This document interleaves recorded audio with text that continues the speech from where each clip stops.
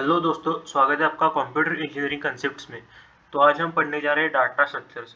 Actually हमने data structure शुरू किया था। आप हमारे चैनल पर देख सकते हो, मर्ज सॉर्ट का हमने वीडियो डाल दिया है। तो मर्ज सॉर्ट डाटा स्ट्रक्चर का ही एक पार्ट है, मतलब सॉर्टिंग के सभी technique, sorting whole topic data structure का एक इम्पोर्टेंट पार्ट है। तो हम ऐसे अलग से कुछ वीडियो डालते रहेंगे और हम अभी यहाँ से एक स्टार्ट भी कर रहे हैं। तो आइए शुरू करते हैं डाटा स्ट्रक्चर्स। तो दोस्तों, यहाँ पर मैंने कुछ की पॉइंट्स डीएस के यहाँ पर आपको शो किए हैं। अगर आप कोई गूगल पे जाओ या फिर कोई भी बुक उठा के लाओ, तो उसमें आपको डीएस की बहुत बड़ी थियरी मिल जाएगी।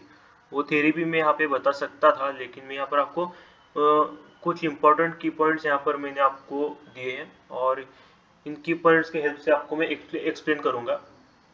तो आपको यहाँ पर ये एक्सप्लेन करने के बाद, सुनने के बाद, अच्छे से सुनने के बाद आपको वो थ्योरी भी पढ़नी पड़ेगी। आप गूगल से पढ़ सकते हो।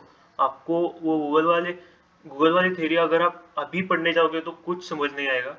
यहाँ पर एक्सप्लेन कर रहा हूँ, आप अच्छे से समझ लो और फिर जाके वो थ्योरी पढ़ सकते हो। तो मैं पहले आपको एक की पॉइंट्स पढ़ के सुनाऊंगा, आप मेरे पीछे रिपीट करना और मैं इसके बाद आपको पूरा एक्सप्लेन करूंगा।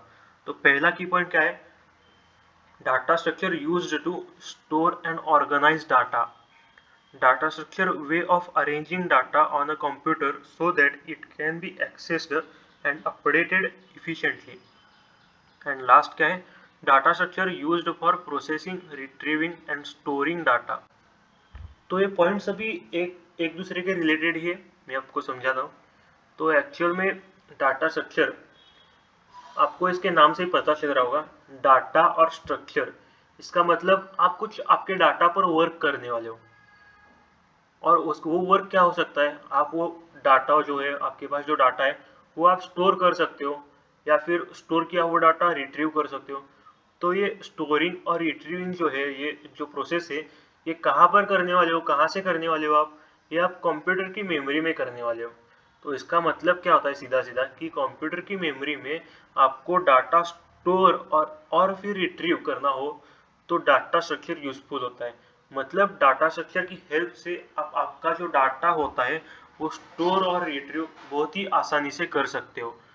मैं आपको एक एग्जांपल से आपको समझाता हूँ। सोचो यहाँ पर अगर एक क्लासरूम में 100 स्टूडेंट्स हैं और वो सभी 100 स्टूडेंट्स के कुछ डाटा होगा ना, उनका नाम होगा, उनका फ़ोन नंबर होगा, उनका एड्रेस होगा या फिर उनका मार्क्स होंगे। ये सब जो डाटा है आपको स्टोर करने हैं। तो वो स्टोर कहाँ पर करोगे? तो वो स्टोर कहाँ पर करोगे आप? ऑब्वियसली कंप्यूटर की मेमोरी में।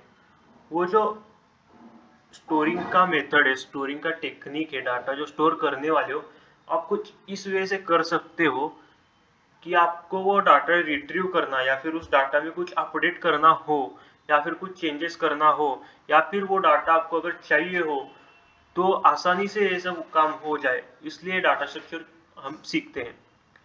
इन शॉर्ट, डाटा स्ट्रक्चर एक ऐसी टेक्निक है, डाटा स्ट्रक्चर एक ऐसा पॉइंट है जिसकी हेल्प से आप आपके पास जो डाटा है वो कंप्यूटर की मेमोरी में आसानी से स्टोर कर सकते हो या फिर आसानी से रिट्रीव कर सकते हो या फिर आसानी से आप उस पर वर्क कर सकते हो। और ये वर्क मतलब एक्चुअल क्या है? इन शॉर्ट, आपको ये डाटा का सॉर्टिंग करना हो तो आपके पास जो 100 स्टूडेंट्स के डाटा है, तो उनमें से सोचो अगर आपको जो हाईएस्ट मार्क वाला बच्चा है उससे हमें पहले नंबर पे लाना है, तो उसके लिए आपको सॉर्टिंग करना पड़ेगा। तो वो सॉर्टिंग डाटा स्ट्रक्चर की हेल्प से बहुत ही आसानी से हो सकता है।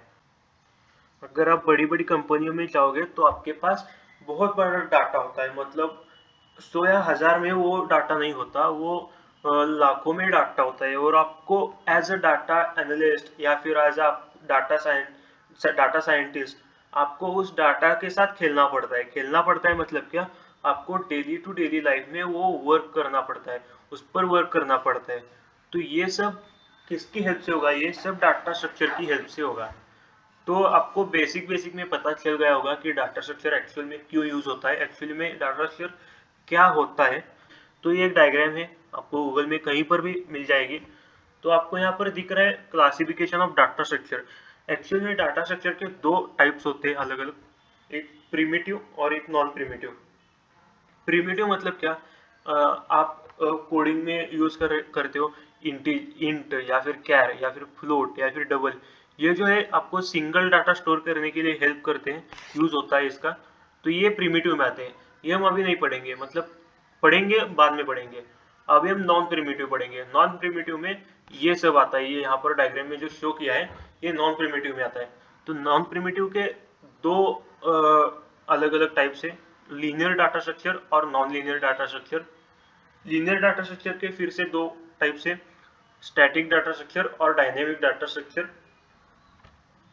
स्टैटिक डीएस के एक एग्जांपल यहाँ पर दिया हुआ है एरे, और डायनेमिक डीएस का यहाँ पर एग्जांपल दिया हुआ है क्यू, स्टैक या फिर लिंक लिस्ट या फिर डबल लिंक लिस्ट, यहाँ पर बहुत सारे आ सकते हैं। और नॉन लीनियर डीएस में यहाँ पर दो टाइप से, ट्री और ग्राफ। तो ये हम अभी पढ़ेंगे।